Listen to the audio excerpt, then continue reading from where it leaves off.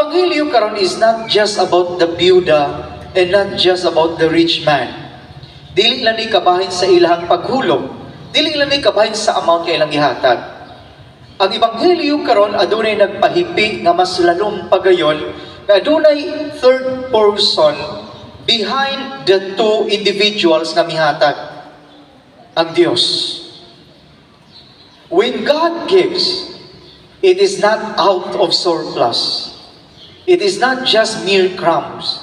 It is always the best. Kung ang Ginoo muhatag nato, dili biya na sobra.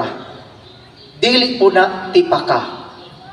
Kung ang Ginoo muhatag o mutubag sa pag-ampo, dili mantinil.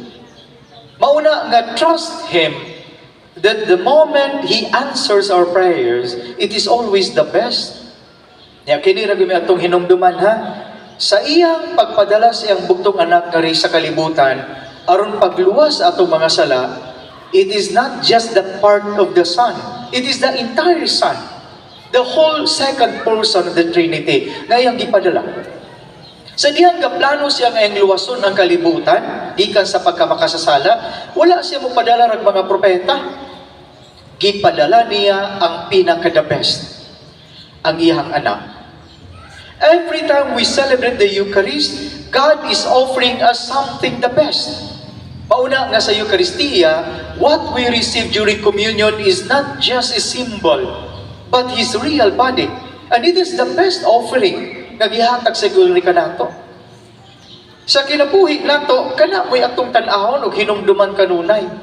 Ang Ginoo muhatag sa unsay pinakamaayo gayon ngadto sa tao. But the question is, mao ba pod ni ang tubag pod sa tao ngadto sa Dios sa matag higayon nga gihatag sa Dios nga kanato ang pinakanindot o pinakamaayo gayon. Sad to say nga ang tao usahay mantinilan ang Dios. Sama pananglitan kung mangutan nata, uy nga nang wala magkakasimba, kapoy, wala pa manggukoy panahon, pagkasayanga. Unya na ako'y extra time.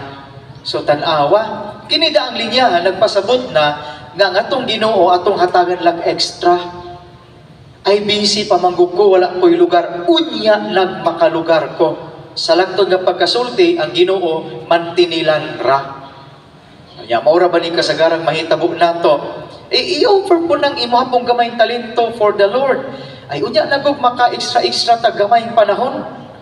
Niining mga puntuha, realidad nas kinabuhi, nga while we receive what is best from God, we respond to God only crumbs and fragments of what we have.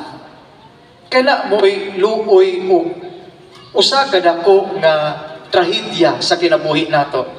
Gadawat tag nindot sa Ginoo, gadawat tag pinakamaayo gikan sa Ginoo.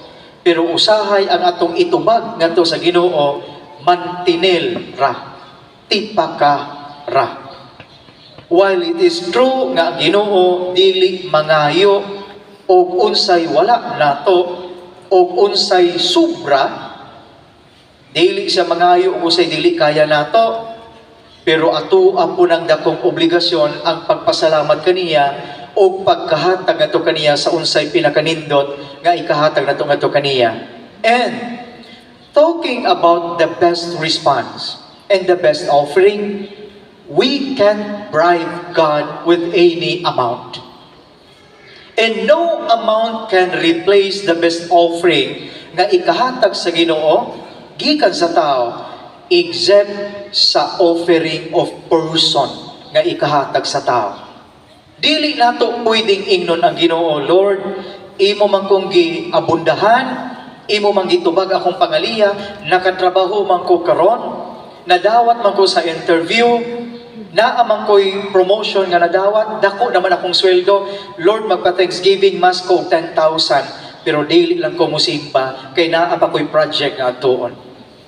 Dili nimo pwedeng ilisan with any amount ang pinakanindot nga offering ngay mong ikabalos kadto sa Ginoo, ang offering sa imong kaugalingon.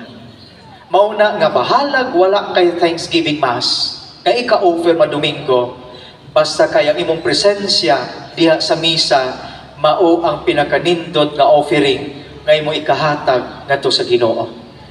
Amen.